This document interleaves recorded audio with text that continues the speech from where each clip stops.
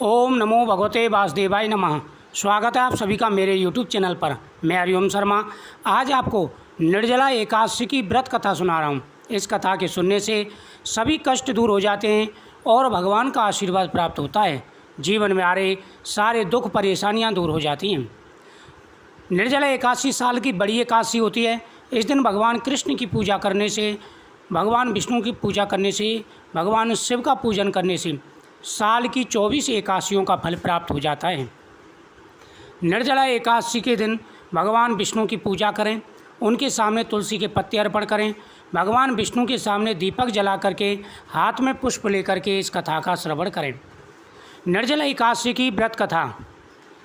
भीमसेन व्यास जी से कहने लगे कि हे पितामह, भ्राता युधिष्ठिर, माता कुंती, द्रौपदी, नकुल, सहदेव, अर्जुन आदि सब एकादशी का व्रत करते हैं और मुझे भी एकादशी का व्रत करने को कहते हैं। परंतु महाराज, मैं उनसे कहता हूँ कि भाई, मैं भगवान की शक्ति, भक्ति, पूजा आदि कर सकता हूँ। जितनी मेरी शक्ति है उतने सामर्थ्य से मैं भगवान की पूजा कर सकता हूँ, दान दे सकता हूँ, परंतु भोजन के बिना नहीं रह सकता। इस पर व्यास जी कहने लगे कि हे भीमसेन, यदि तुम नरक को बुरा और स्वर्ग को अच्छा समझते हो तो प्रति मास की दोनों एकादशियों को अन्न मत खाया करूं। भीम कहने लगे कि हे पितामह, मैं तो पहले ही कह चुका हूं कि मैं भूख सहन नहीं कर सकता। यदि वर्ष में कोई एक ही व्रत हो तो मैं रख सकता हूं, क्योंकि मेरे पेट में वक्र नाम वाली अग्नि है जो मैं भोजन के बिना नहीं रह सकता। भोजन करने से वह शांत रहती है, इसलिए पूरा उपवास तो क्या, एक समय में बिना भोजन के मैं नहीं रह सकता। अतः आप मुझे कोई ऐसा व्रत बताइए जो वर्ष में केवल एक ही बार करना पड़े और मुझे स्वर्ग की प्राप्ति हो। श्री व्यास जी कहने लगे कि हे पुत्र, बड़े बड़े ऋषियों ने बहुत शास्त्र आदि बनाए जिससे बिना धन के थोड़े परिश्रम से ही स्वर्ग की प्राप्ति हो सकती है। इसी प्रकार शास्त्रों में दोनों पक्षों की एकादशियों का व्रत मुक्ति के लिए रखा जाता है। व्यास जी के वचन सुनकर भीमसेन नरक में जाने के नाम से भयभीत हो गए और कांप कर कहने लगे कि अब क्या करूं? मास में 2 व्रत तो मैं नहीं रख सकता, हाँ वर्ष में एक व्रत रखने का प्रयत्न जरूर कर सकता हूं।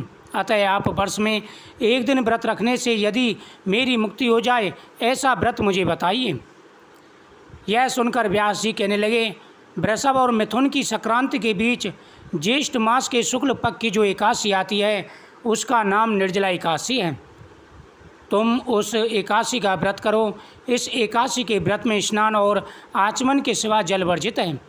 आचमन में 6 मासे से अधिक जल नहीं होना चाहिए, अन्यथा वह मधमास के सदृश हो जाता है। इस दिन भोजन नहीं करना चाहिए, क्योंकि भोजन करने से व्रत नष्ट हो जाता है। यदि एकादशी को सूर्योदय से लेकर द्वादशी के सूर्योदय तक जल ग्रहण ना करें तो उसे सारी एकादशियों के व्रत का फल प्राप्त हो जाता है। द्वादशी को सूर्योदय से पहले उठकर स्नान आदि करके ब्राह्मणों का पूजन करना चाहिए, दान देना चाहिए।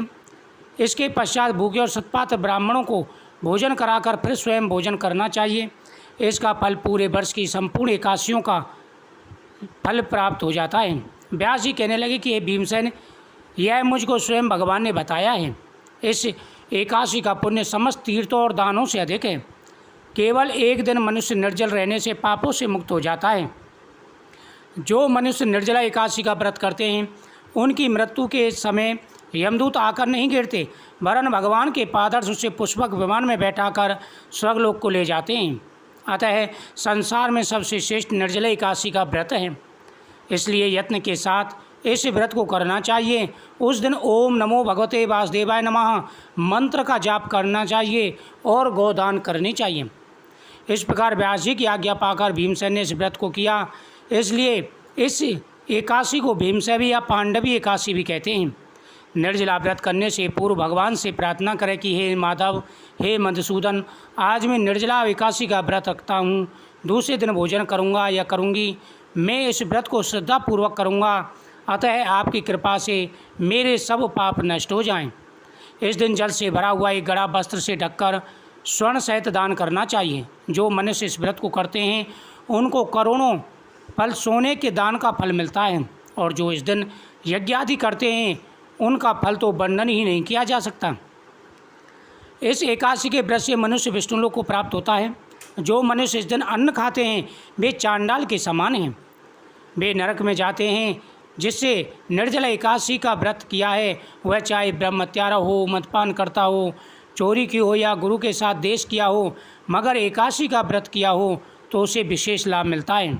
हे कुंती पुत्र, जो पुरुष या स्त्री श्रद्धापूर्वक इस व्रत को करते हैं उन्हें पुण्य प्राप्त होता है।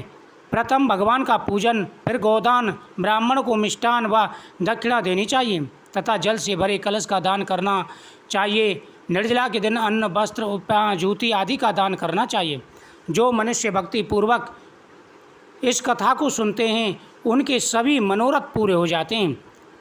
इस प्रकार से निर्जला एकादशी का व्रत करने से धन्य दान बढ़ता है, हर प्रकार की मनोकामना पूरी हो जाती है।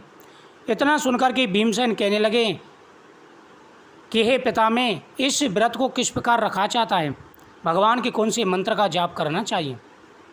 इसी प्रकार सूत जी भी ऋषियों को बताते हैं कि ऋषिवरों, निर्जला एकादशी के दिन सुबह स्नान करते समय जल में गंगा जल डालकर के स्नान करें।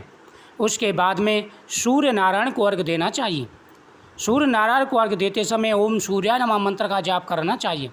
उसके बाद में घर में लड्डू गोपाल या सालग्राम जी की मूर्ति को स्नान कराएं। स्नान कराने के बाद में आसन पर विराजमान करें। उसके बाद उनको चंदन का टीका लगाएं। फिर भगवान के सामने दीपक जलाना चाहिए। दीपक जलाने के बाद में भगवान को नैवेद्य और तुलसी पत्र जरूर अर्पण करना चाहिए।